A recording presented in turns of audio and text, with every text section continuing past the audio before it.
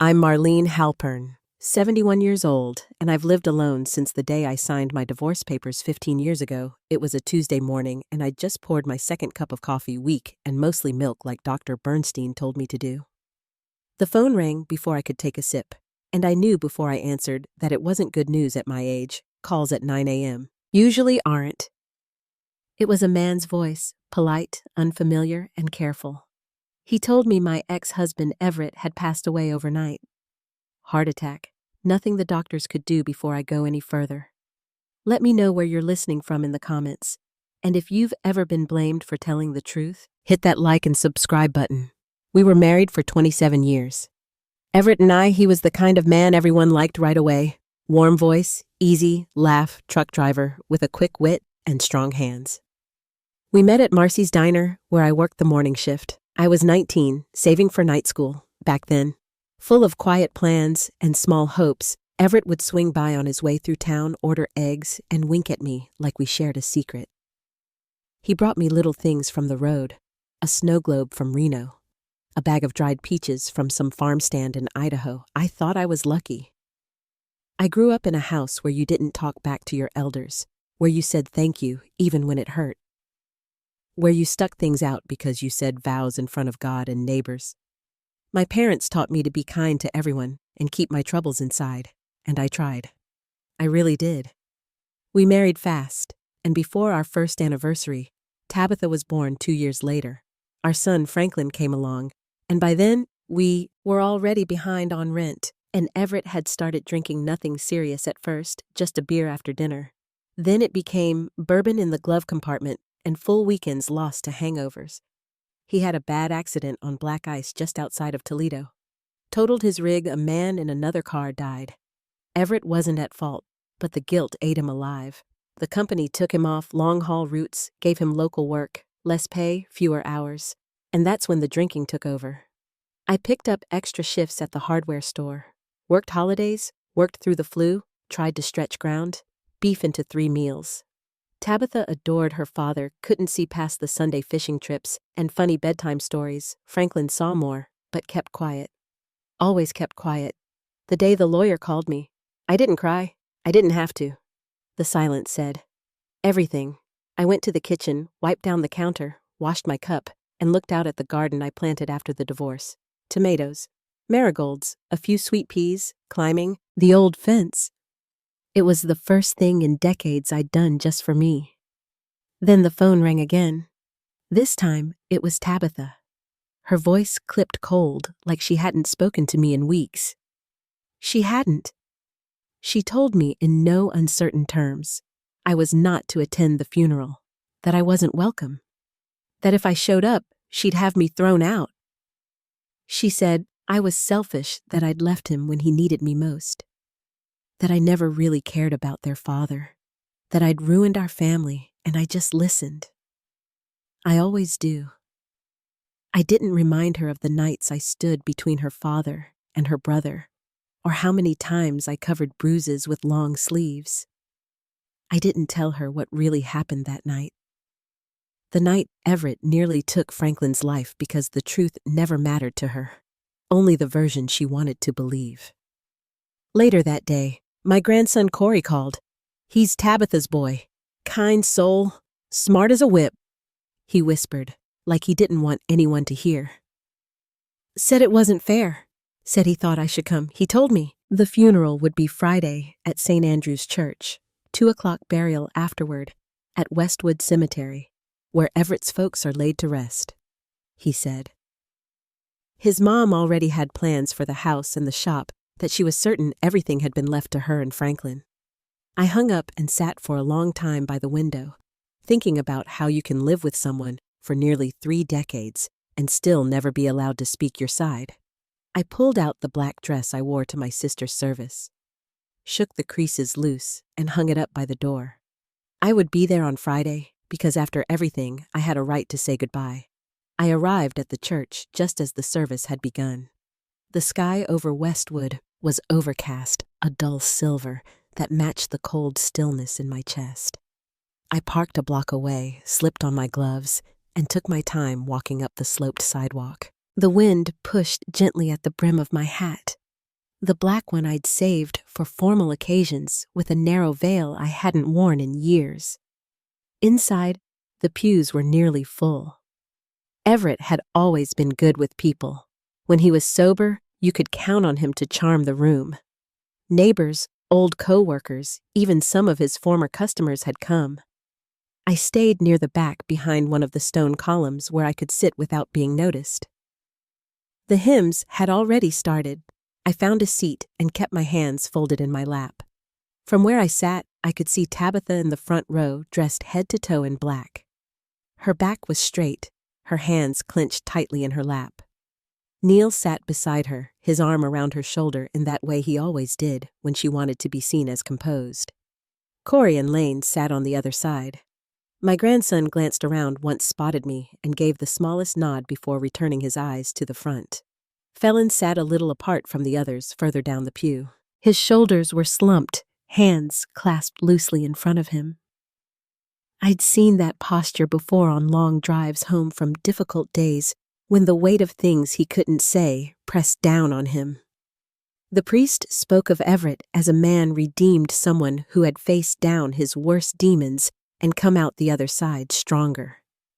I listened, steady. Everett had changed. That was true. He quit drinking, started a business, became a grandfather who showed up to school plays and birthday dinners. That version of him was real, but it wasn't the only one. Tabitha stood to give the eulogy.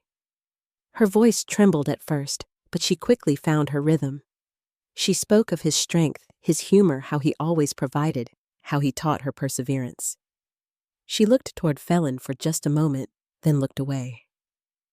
When she finished, the room was quiet for a beat too long.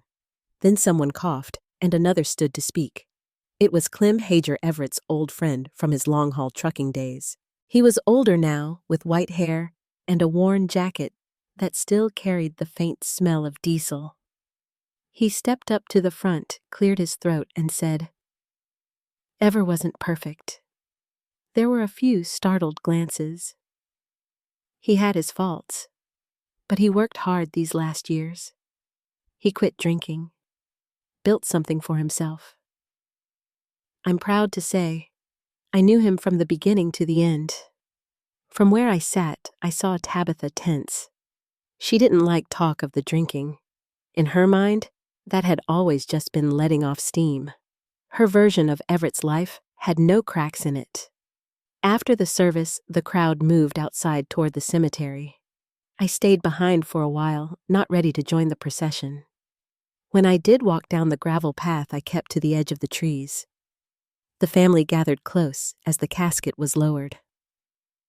I stayed back where the shadows stretched longer and the air was quieter.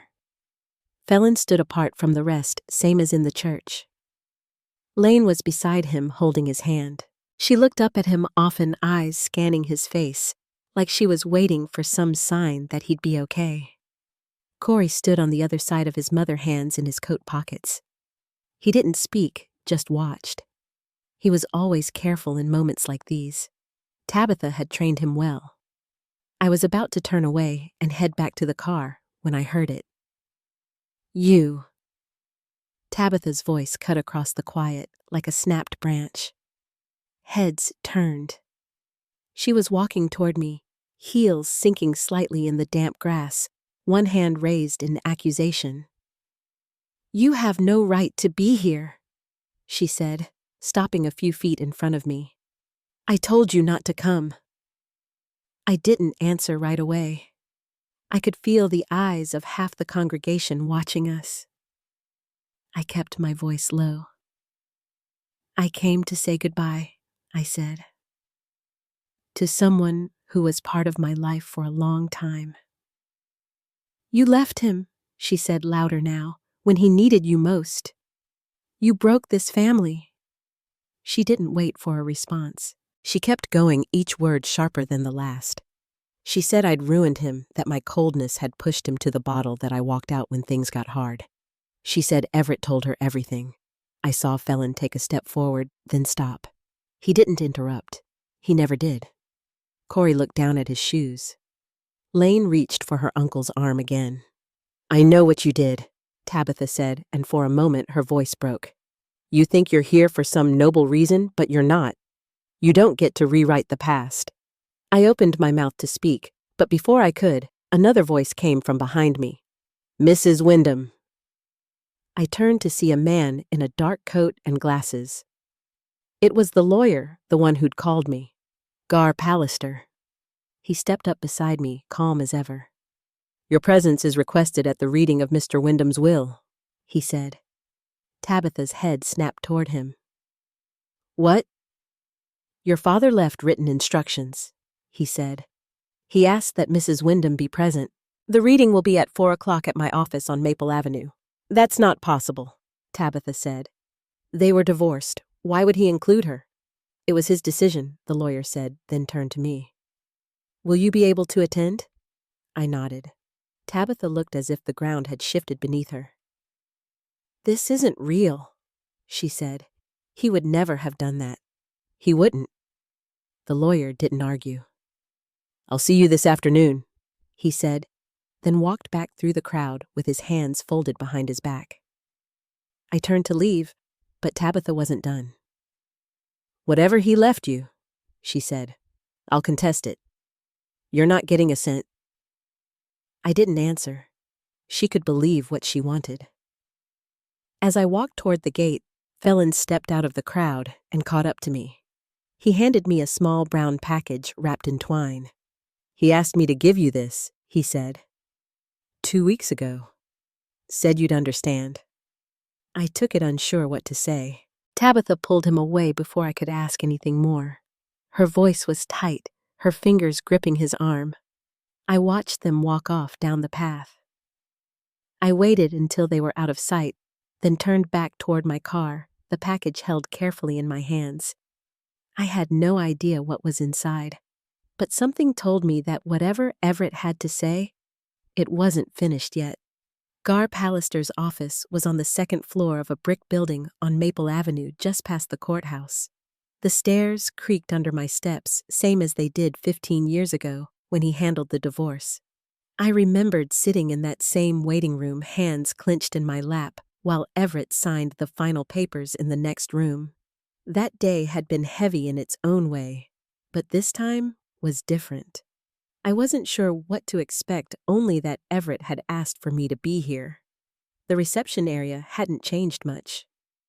Wood-paneled walls, a faded rug with a pattern that had long since disappeared at the edges. The rest of the family was already there. Tabitha sat by the window, her jaw tight, her hands folded too neatly in her lap. Neil stood beside her, one arm resting on the back of her chair. Felon was across the room near the bookshelf, flipping through a magazine he wasn't really reading. Corey and Lane sat close together on the old leather couch, their shoulders touching. Lane gave me a small wave when I walked in. Corey just nodded, his eyes downcast. No one said much. Gar opened the door to his office and motioned for us to come in. We all filed in slowly like we were entering a courtroom instead of a lawyer's office. The room was tidy papers stacked in neat piles, a few certificates on the wall, and a family photo of Gar with his grandkids on a fishing trip. He waited until everyone was seated before he spoke. I want to thank you all for coming. I know today's been emotional, he said, glancing at Tabitha, who didn't return the look. Before we read the will, Mr. Wyndham left a personal letter. He asked that I read it aloud in the presence of his family. He reached into a file folder and pulled out a sealed envelope. The handwriting was unmistakable, Everett's sharp and slanted. Gar unfolded the pages, cleared his throat, and began to read. If you're hearing this, I'm gone. I never liked funerals, and I don't imagine this one was much different. But there are things I never said that should have been said a long time ago. The room went still. I could hear Lane's quiet breath beside me. I want to tell the truth about why Merle and I divorced. You've heard stories, ones I let you believe because it was easier than admitting what really happened. The truth is, I hurt our son. I was drunk, angry, and I nearly killed him. I saw Tabitha flinch. She looked over at Felon, then back at Gar.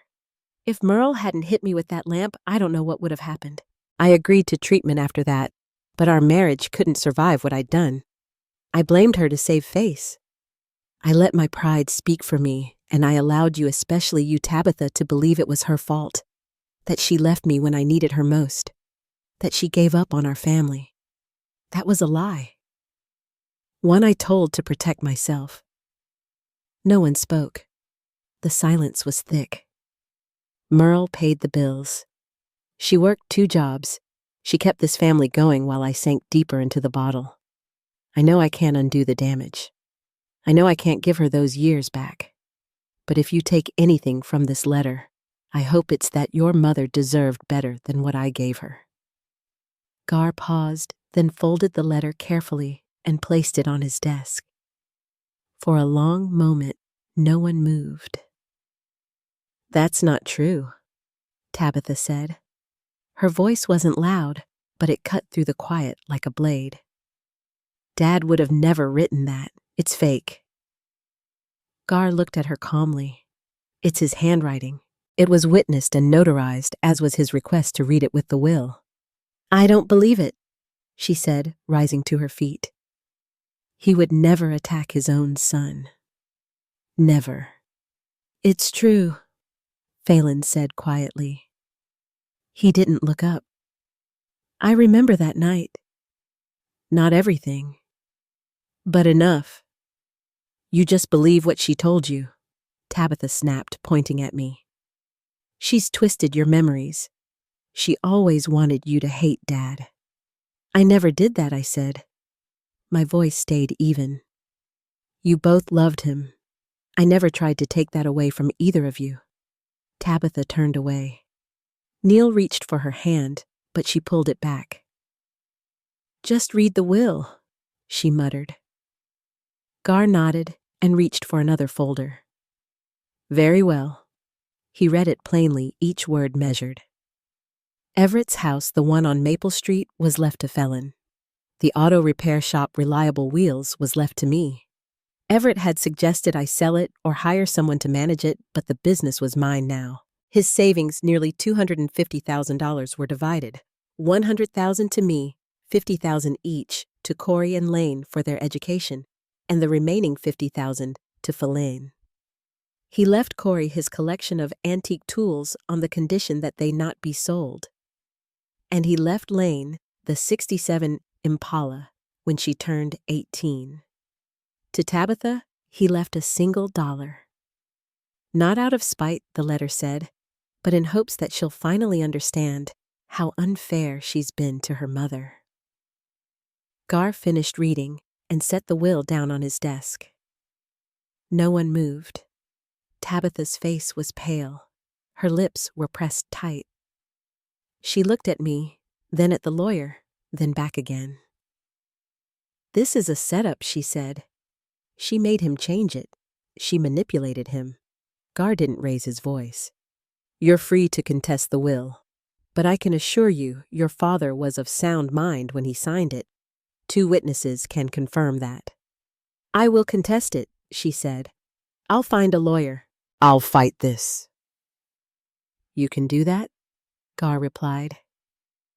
But I'll warn you, it won't be easy, and it will make a lot of things public.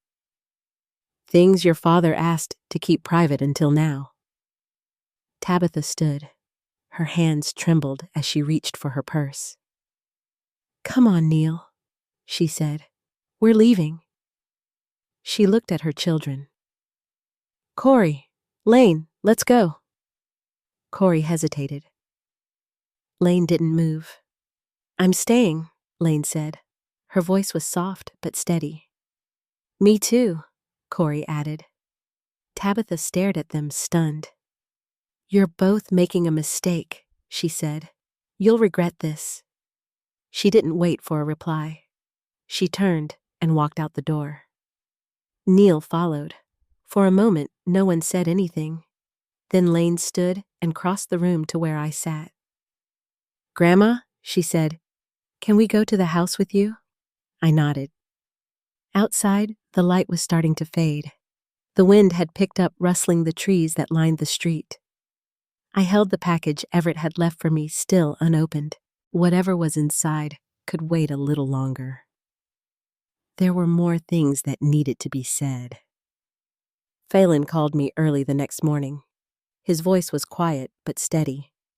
He asked if I'd be willing to come by the house, Everett's old house, now his. He said Tabitha would be there too. She had agreed to listen, just listen if the rest of us would be there. I hesitated. Then I said yes. When I pulled up to the house that afternoon, the lawn was neatly trimmed, the porch freshly painted. It looked different from how I remembered it, brighter. Like someone had tried to erase what the walls had once seen. Phelan opened the door before I could knock. He gave me a quick hug and stepped aside. I hung my coat near the front door, where Everett's old fishing hat used to hang, and followed him into the living room. Tabitha was sitting in the same armchair by the window she used to curl up in as a girl, a cup of tea untouched in her lap. She didn't look at me when I came in. Corey sat on the edge of the couch, his hands resting on his knees. Lane was cross-legged on the floor, her back leaning against the couch, flipping a tea bag string through her fingers. The coffee table was set with mismatched mugs, a small plate of shortbread cookies, and a pot of tea that had already started to cool. Phelan waited until we were all seated before he spoke. "We need to talk," he said. "All of us. About what really happened 15 years ago." No one interrupted him. The room stayed quiet. He looked at me and I nodded. "You know your father started drinking after the accident," I began. "The one where a man in the other car died. Everett wasn't at fault, but it haunted him." I told them what I remembered from those early months, how Everett would pace the kitchen late at night, how he stopped laughing the way he used to. At first, the drinking was once a week. Then it crept into the weekdays. Then it didn't stop at all. "We were struggling financially," I said. "He was transferred to local routes, and I started picking up extra shifts." "You always say that," Tabitha muttered. "Like money was the reason." "It wasn't the only reason," I said. "But it was part of it." I looked at Phelan. He rested his elbows on his knees, hands clasped. "He wasn't just drinking," he said. "He was angry all the time. At Mom. At himself. At me." Tabitha finally looked up. "He never yelled at me." "That's because Mom made sure you weren't there," Phelan said. "You stayed over at Beth's or Janie's almost every other weekend. She sent you away when things got bad." Tabitha's lips parted slightly, but she didn't say anything. Her eyes drifted toward the mantel where an old family photo still sat, one from a camping trip long before things fell apart. I told them about that last year when Everett lost his job completely, how he stayed home while I worked 2 jobs, how he stopped caring about bills or groceries or much of anything. "I was barely keeping it together," I said. "But I kept trying. For both of you." "I remember," Phelan said quietly. "You always checked on me at night, even if you got home late." Lane glanced at him, her eyes soft. Corey sat motionless, his gaze fixed on the edge of the table. Then I said, "And then there was that night." I looked at Phelan again. He nodded slightly. "I'd come home from a job interview," he said. "Driving school was hiring instructors. I told Dad." He laughed, said only losers taught driving classes.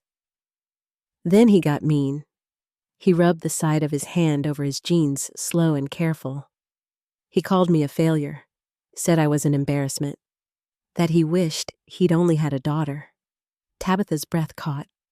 Her eyes flicked to her brother, then back to the floor. "I snapped," he said. "I told him I'd rather teach driver's ed than be a washed-up drunk who ruined his family." Phelan swallowed hard, then looked toward the window. He tackled me, threw me against the wall, hands around my throat. I couldn't breathe. I couldn't speak. I continued the story from there. I heard the noise. I ran into the room. He had Phelan pinned his face purple. I tried to pull Everett off, but he wouldn't let go. I paused. So I hit him, I said, with the lamp. He collapsed. No one moved. The clock on the wall ticked. He came to a few minutes later, I said. I told him he had to go to rehab, or I'd call the police. File for divorce. And he went, Phelan said, to rehab. And after that, we didn't talk about it again. Tabitha set her cup down gently. Why didn't you tell me? She asked. Either of you. It was Dad's decision, Phelan said. He didn't want you to hate him. He thought if we kept it quiet, I added, you could keep your image of him intact. You were living on your own by then. Working. Starting your life. We didn't want to shatter that. Tabitha folded her arms across her chest. But instead I hated you. No one answered. She looked at each of us in turn, then stood up and walked toward the window. Her back was straight, but her shoulders had dropped just slightly. Corey broke the silence. Grandpa never drank around us, he said. He always said Grandma was the strong one. He changed, Lane added. I believe that, but it doesn't make what happened before disappear. Tabitha turned toward me slowly. I don't know what to do with all of this, she said. Everything I believed was a lie. You don't have to decide anything today, I said. This isn't about making peace in one conversation. She nodded once, then stepped away from the window. I need time, she said. That's all. We understand, Phelan said. She picked up her coat and quietly left the room. We stayed a while longer. No one rushed to fill the silence. It felt like we were all catching our breath after something heavy had been lifted. Later, when I left the house and stepped out into the cool evening air, I noticed the wind had changed direction. The leaves in the maple trees along the road shifted and rustled in a new rhythm. Something had shifted inside, too. The package Everett left me was still unopened in my bag, and I had a feeling it was time. The package Everett left me was wrapped in plain brown paper, secured with string, and no label except my name written in his tight slanted handwriting. I sat at the kitchen table late that night, Light's low cup of tea growing cold beside me. Lane had already gone to bed in the guest room. I waited until the house was still. Then I untied the string. Inside was a red leather binder, aged but carefully kept. When I opened it, I found page after page of lined notebook paper, each filled with Everett's handwriting. Some were dated. Others weren't. The first page read, Letters I Never Sent. There were dozens. Some written to Phelan, some to Tabitha, a few to Corey and Lane, and many addressed to me. I flipped through slowly, not reading yet, just letting the weight of it settle in my hands. In the very back, tucked between two blank pages, was a thick manila envelope labeled simply For the Truth. I opened that one last. Inside were old photos, newspaper clippings, copies of counseling records, and near the bottom, a voice recorder. One of those small digital ones we used back in the early 2000s. Taped to it was a yellow sticky note. Play this first. I clicked it on. His voice came through the small speaker softer than I remembered. Older. Slower. If you're listening to this, Merle, then I'm gone. I hope I did some good before the end. But if not, maybe this will help explain what I never could say out loud. He paused. I made you the villain in a story that I wrote to protect myself. That was wrong, and I kept rewriting it every year, letting our children believe you were cold, unloving, bitter, when really you were the one who stayed strong. He paused again. I want them to know the truth. But more than that, I want you to have this. So, if you ever feel like you failed them, you didn't. I did. I turned off the recorder. My hands stayed on the table, the device resting between them. The next morning, I called Gar. Everett left me something I said. I think it might help. He agreed to meet that afternoon. Said we could go over the contents together. If you're comfortable, he added. I am, I told him. The sky was gray when I drove into town. The kind of gray that makes everything feel quiet. Gar was already at his office when I arrived. I brought the binder and the envelope. We sat in his office, same chairs as before, and I showed him the contents. He looked through the letters first, then the articles, then the court records I hadn't expected to find. There were legal documents Everett had requested years after our divorce. Counseling notes that confirmed what we had told the children. A statement he'd written and signed in 2018 acknowledging his violence toward Phelan. A letter to Tabitha, not part of the will, but just as personal. Gar read silently for a while, then looked up. If you're willing, he said, this could help settle things. What do you mean, there's a chance Tabitha might file to contest the will? But these materials, his own words, his own handwriting recordings would carry weight. Even if she won't accept it emotionally, legally, it's clear. I nodded. You can use what you need. 2 days later, Gar reached out to Tabitha. She didn't answer right away. But that weekend, Corey drove her to the office himself. She came in without a word, sat down across from Gar and listened. He handed her the letter from Everett. Not the one from the will, but the private one addressed to her. She read it slowly. At one point, she set it down, then picked it up again. She didn't cry. She didn't argue. She just said, He wrote this. Gar nodded. She folded it, placed it back in the envelope, and tucked it into her purse. Is that all? She asked. Gar said, Merle's here if you want to speak with her. Tabitha hesitated. Then she stood, walked to the door, stopped. You'll keep the original? She asked. I will, Gar said, and she left. That evening, Lane found me in the kitchen. She had a question in her voice before she even opened her mouth. Can I help with the shop? She asked. I turned from the sink. Reliable wheels. She nodded. Dad said I always had a feel for machines. I smiled.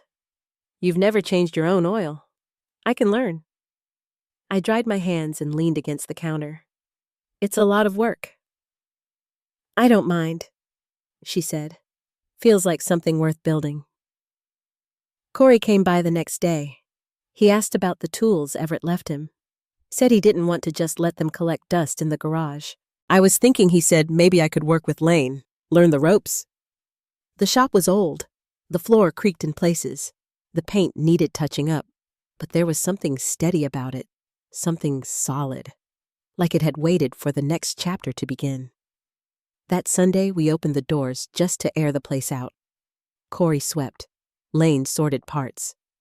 I stood behind the counter, wiping down shelves that hadn't been dusted in months. The bell over the door jingled once or twice. A few neighbors popped in to say hello, and as I stood in the doorway, watching the two of them work side by side, sleeves rolled up grease on their fingers, I felt something shift. Not everything was healed, but something had begun. It was a Thursday morning when Gar called again. His voice was steady, but there was something different in the way he said my name. He asked if I could stop by. Said it was about the estate, but not paperwork, not logistics. Something else. I arrived around 10. The rain had stopped, but the sky still hung low and heavy. Gar met me at the door and waved me in. We passed the front desk and stepped into his office, same old armchairs and the faint smell of polished wood. He didn't sit right away, just held a manila folder in his hand, thick and sealed with a brass fastener. This came to me by courier, he said, from Everett's old attorney in Kansas. addressed to me with instructions to deliver to you only. I reached for it slowly. Gar held it out. You don't have to read it here, he said, but I'd suggest you do. So I did. Inside were scanned images of legal documents. A second will dated 4 years before the one Everett had filed with Gar. The name on the witness line caught my eye, Tabitha's. It took a moment for the pieces to settle. The first page outlined a vastly different distribution of assets, one that left everything to Tabitha. The shop, the house, the land, even the retirement account I hadn't known still existed. There was a note clipped to the top. In the event of my death, should the revised will be contested, default to the version registered in Greene County, Oklahoma. I looked up. Why now, I asked. Gar leaned back. I called the firm. The senior partner confirmed the second will was meant to override the first. But it was never filed in Oklahoma. Just drawn up, signed, and sealed. Then it sat in a vault. Everett never followed through. So technically, the will we used here is valid, but this one changes the narrative, and we've learned something else. He reached for a second file. This one thinner. Tabitha visited the Kansas office last year, he said. Requested a certified copy of that earlier will. Didn't mention it to anyone. Didn't file it. But she knew. I sat very still. She never intended to submit it, he continued, but she kept it as a safety net, just in case. There was a silence between us, long and low. She lied, I said quietly. Gar didn't answer. That afternoon, I drove back to the house. The shop was closed for the day. Lane had gone into town for supplies. Corey was fixing a leak in the back room. I sat at the kitchen table again, the new folder in front of me. By evening, I knew what I had to do. I asked Gar to arrange a meeting, just family. No lawyers, no accusations, just facts. He agreed. The following Saturday, we met at the church hall. Neutral ground. Gar booked the side room, brought coffee and sandwiches like it was a fundraiser. But no one touched the food. Tabitha arrived with Corey. Lane and Felon came together. I stood at the front of the room, Gar beside me. There's something I need to share, I said. About Dad, about the estate, and about what was kept from us. Tabitha stiffened slightly. I held up the folder. There's a second will, one we didn't know about, one that left everything to you, Tabitha. Gasps weren't loud, just quiet inhales. But it was never finalized, never filed. And Dad chose not to use it. He replaced it later with the one we've all seen. Tabitha's voice came out small. He must have forgotten. Gar stepped forward. You visited the Kansas office last year. You requested this document. You knew it existed. She didn't speak. Corey looked between us, confused. Mom? Tabitha still didn't answer. I placed the folder on the table. I'm not here to humiliate you, I said. But this matters, because it means what Dad left behind wasn't an accident. It was a choice, and we deserve to know that choice was respected.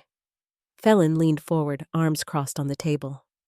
Lane's eyes didn't leave her sister's face. After a long pause, Tabitha said, I didn't know what he was thinking. I didn't trust he'd changed his mind. I kept it just in case. Gar nodded. But the law is clear. The later will holds. You knew that. She looked down. I wasn't going to use it, she said. But you were willing to let us wonder, I said. To let Corey and Lane think this was all a fluke, that their inheritance was a mistake. Tabitha didn't respond. Gar cleared his throat gently. This doesn't require legal action, he said. The filed will stands, but it might help to acknowledge it.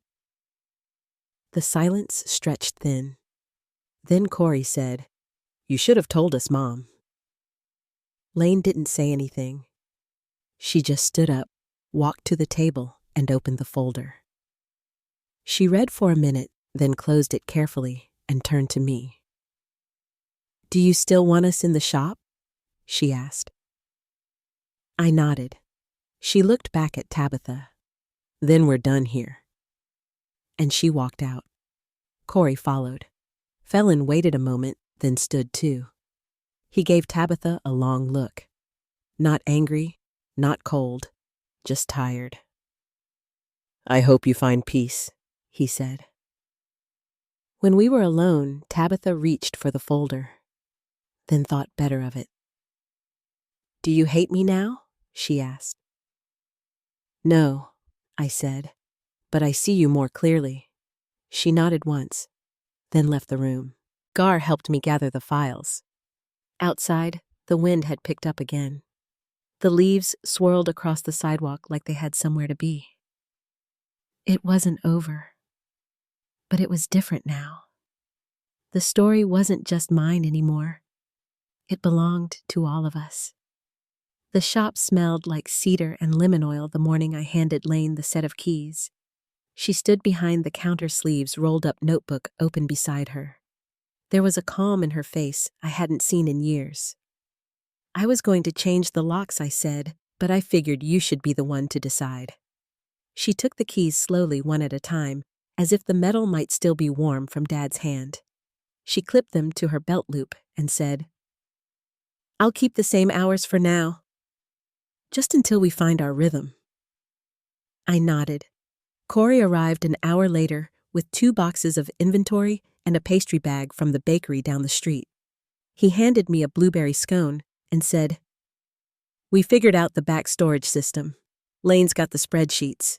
There wasn't a ceremony, no speeches, no dramatic transfer of power. But the rhythm of the place had changed. You could feel it in the way customers lingered longer by the register, in how Lane arranged the window display with steady hands, in the way Corey opened the door each morning like he belonged there. By the end of the week, they'd reorganized the back room, updated the receipts process, and painted the side hallway a soft sage green. I came by most afternoons, sat at the old round table near the register, and worked through the remaining paperwork. But I didn't hover. I didn't correct or guide. The shop didn't need me at the helm anymore. That realization didn't hurt. It felt like exhaling. The bigger change came 2 weeks later. I was at Gar's office again, finalizing the remaining title transfers and small bequests. He paused halfway through and said, There's something else. You should see this.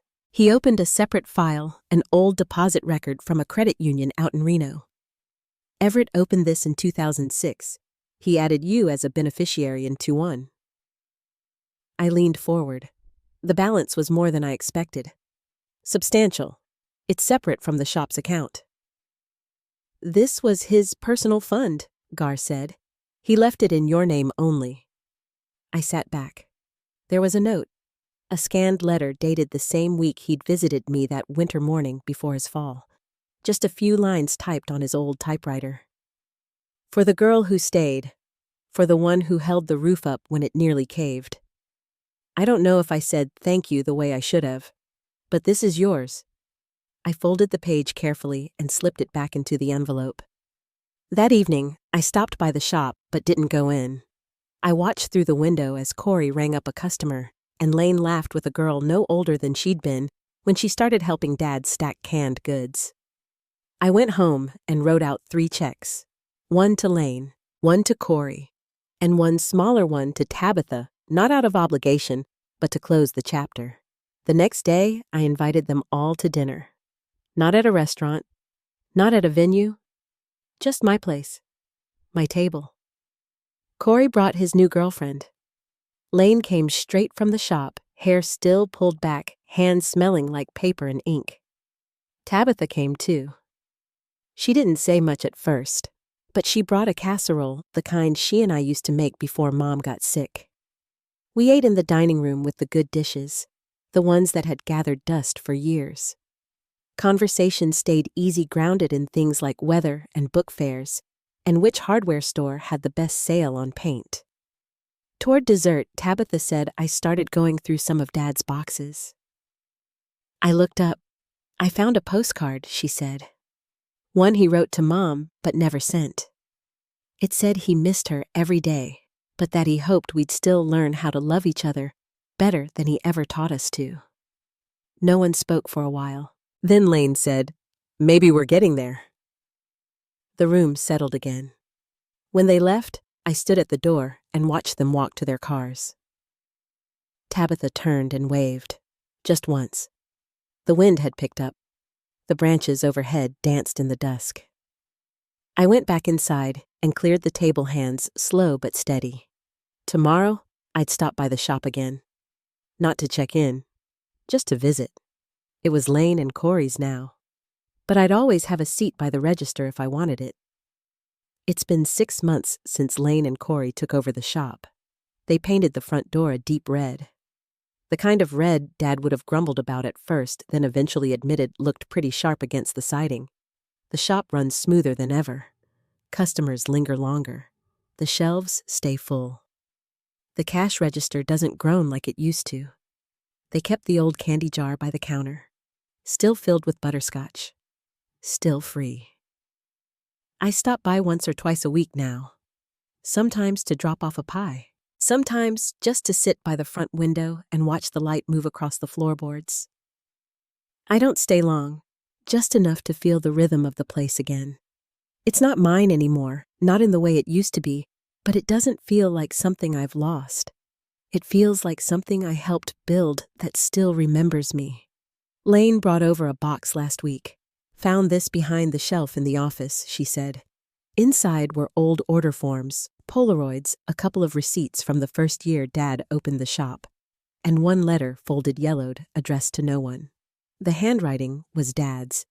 He'd written about the day the power went out during the blizzard of '87. How Mom wrapped us in quilts behind the counter to counter. How Tabitha sang while I passed out peanut butter crackers to the neighbors who came in just to stay warm. He ended the note with this, "We built something that matters." I hope they remember that when we're gone. I do. Tabitha calls sometimes. Not often, but when she does, she asks about the shop, about Lane and Corey. We don't dwell on the past, but we don't pretend it didn't happen either. There's a careful peace between us now, one that doesn't erase the hurt, but lets us move around it without stepping on the sharpest parts.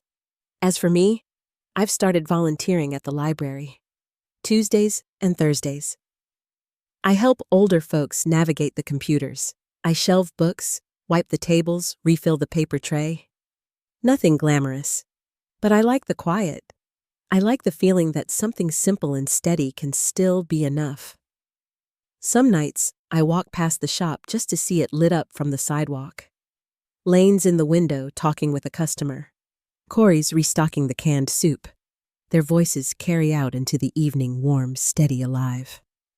I don't need to go in. I already know what's inside. What Dad built didn't vanish when he passed. It shifted hands. It grew new roots. Justice didn't come with grand speeches or courtroom scenes. It came with quiet mornings and honest work, with handing over keys and trusting the next generation to do it right. And I think that's the lesson I carry now, that dignity doesn't always look like standing tall. Sometimes it looks like stepping back. Sometimes it sounds like letting go. If you've ever carried more than your share just to keep a roof from falling, you're not alone. And if you've ever wondered whether the love you gave in silence mattered, it did. It always did. Thank you for listening. If this story reminded you of someone in your life, share it with them. And if you're walking through something hard right now, keep going.